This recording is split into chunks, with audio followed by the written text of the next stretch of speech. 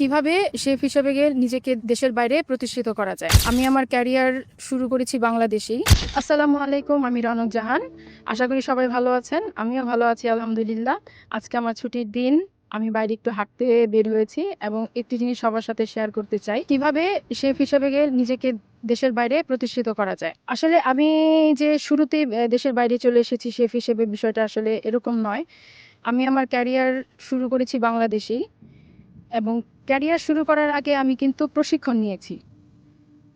ঢাকায় অবস্থিত ESA institute থেকে আমি একটা কোর্স কমপ্লিট করি এবং ইন্টারকন্টিনেন্টাল থেকে আমি ইন্টার্নশিপ কমপ্লিট করার পরে কিন্তু আস্তে আস্তে আস্তে আস্তে আমি নিজেকে সামনের দিকে এগিয়ে নিয়ে যাই। আলহামদুলিল্লাহ, আমি বাংলাদেশে 5 স্টার হোটেল, রেস্টুরেন্ট এবং হোটেল ওপেনিং থেকে শুরু করে সফলতার সাথে অনেক ধরনের কাজ করে এসেছি।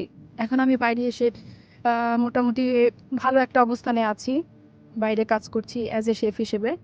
তো আপনাদের সবাইকে বলবো, আপনারাও চাইলে একটি ইনস্টিটিউটের মাধ্যমে নিজেকে ট্রেন আপ করে এই প্রফেশনের সামনের দিকে এগিয়ে নিয়ে যেতে পারেন।